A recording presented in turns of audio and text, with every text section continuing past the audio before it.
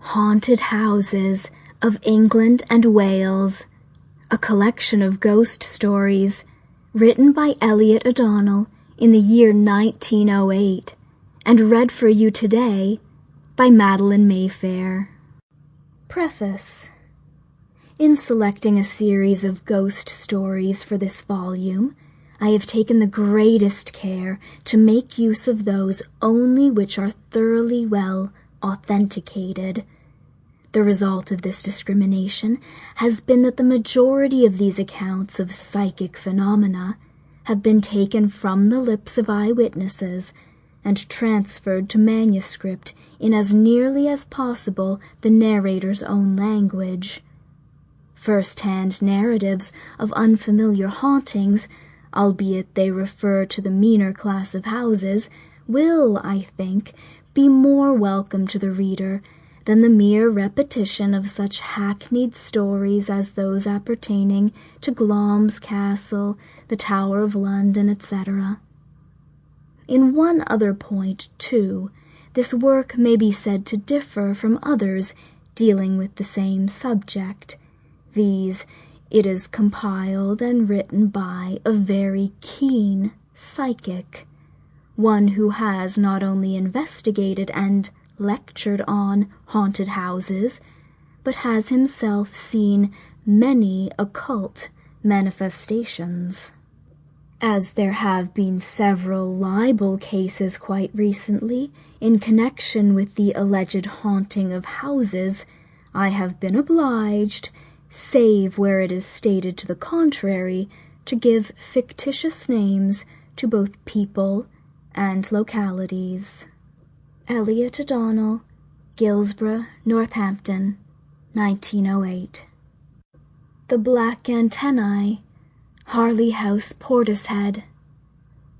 The following account of a haunted house is taken from the diary of a gentleman since deceased.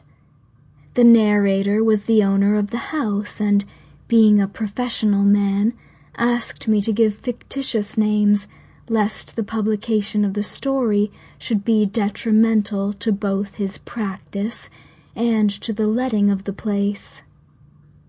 Before I commence my story, he writes, I think it expedient to state that both my parents are dead, my father having died many years ago, and my mother quite recently. The latter had lived to the very ripe age of 90, had possessed an unusually strong will, was a most devout Roman Catholic, and took the deepest interest in everything that concerned our welfare. She had two peculiarities: 1, a strange aversion to children; 2, a positive loathing and dread of black beetles. The house stands alone, some 30 yards or so from the road, and is well concealed from view by a high brick wall and numerous trees. There are 4 bedrooms upstairs, 2 on either side of the landing, which for clearness I will number.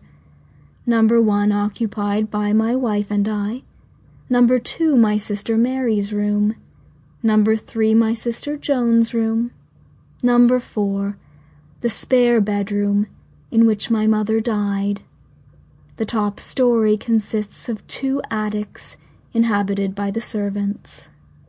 January 1st, 1906, we first became aware of the disturbances, violent knockings being heard about midnight on the walls and the floor of room number 4.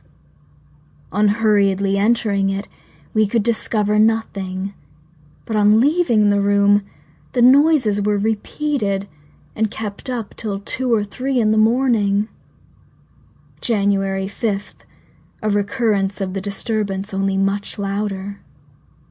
January 6th, having a carpenter who makes a thorough examination of the wainscoting and reports no traces of rats, mice, nor any other animals.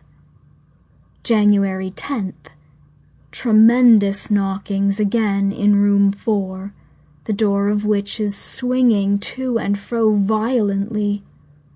A loud Sample complete. Ready to continue?